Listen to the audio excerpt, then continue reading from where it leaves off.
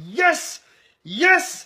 Yes! Le 5 octobre 2018 fut un grand jour, un jour exceptionnel, un jour magnifique, parce que le docteur Mukwege a reçu le prix Nobel de la paix. Et ça me fait autant plaisir que lorsque je retrouve de l'argent dans ma poche que j'avais oublié. Donc aujourd'hui, je vais vous parler de mon héros, mon Avenger préféré, l'Avenger Mukwege. Donc ce monsieur est un gynécologue qui a fait ses études au Burundi, en France et en Belgique. En 1989, malgré un très bon salaire en France, il a dit « Je me tire !» et il est retourné au Congo dans un petit hôpital. Quelques années plus tard, à cause de la guerre, l'hôpital est détruit. Là, il fuit vers le Kenya et quelques temps plus tard, il revient au Congo et il dit « Ah, vous voulez jouer au con?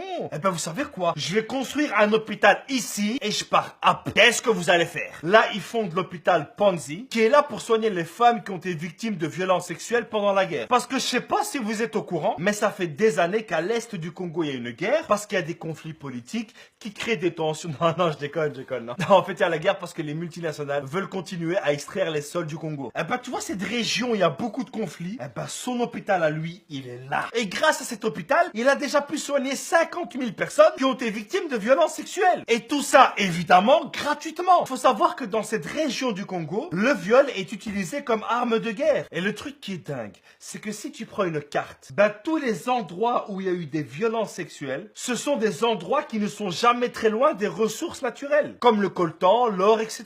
Et comme dit le docteur Mukwege, détruire une femme, c'est détruire une communauté. Il répare les femmes physiquement, c'est vrai, mais aussi et surtout, il répare les femmes mentalement. Et là, tu vas me dire, ah oui, je vois, donc après l'opération, il parle quelques minutes avec elle, histoire de les rassurer. Non, le mec, il a pas le temps, il est dans le futur. Il a construit un centre qui s'appelle la Cité de la Joie, et toutes les femmes qui ont été victimes de violences sexuelles, il les soigne, et pendant plusieurs mois, il fait en sorte que ces femmes-là deviennent des leaders, deviennent des voix, deviennent des références, pour qu'elles puissent redonner espoir à toutes les femmes qui souffrent. Je sais pas si t'imagines, des femmes qui ont subi les pires choses, qui ne voulaient même plus vivre, il a réussi à en faire des leaders. Et c'est pas tout. Le mec, quand il a appris qu'il était prix Nobel de la paix, le mec, il était au bloc en train de sauver une femme. Oui, allô? Oui, prix la paix. Ok, ça va. Ouais, mais je suis un peu occupé là, je vous rappelle, ça va? Vous comprenez pourquoi je vous dis que c'est un Avenger? Moi, quand je serai grand, je veux pas devenir médecin ou astronaute, non. Je veux devenir Mukwege. Moi, dans la chambre de mes enfants, rien à foutre, il y aura des posters du docteur Mukwege. Et malgré ça, malgré son prix Nobel de la paix, malgré cette reconnaissance internationale, il y a personne qui bouge pour ce qui se passe au Congo. Quoi, on bouge pas parce que les multinationales auraient trop à perdre? Oups.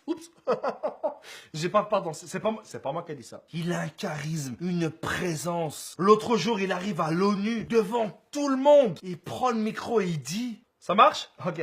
Vous savez tout ce qui se passe au Congo, mais vous ne faites rien parce que vous êtes que des lâches et que des merdes. Merci. Là, il rentre chez lui, il voit ses filles et ses nièces kidnappées, il arrive à les libérer, il retourne encore au Congo, l'air de dire je t'emmerde, je reviens. Là, il est victime d'une tentative d'attentat, il va se réfugier quelques mois en Belgique, et là, il revient au Congo plus déterminé qu'avant en mode sur la vie de ma mère, je bouge up.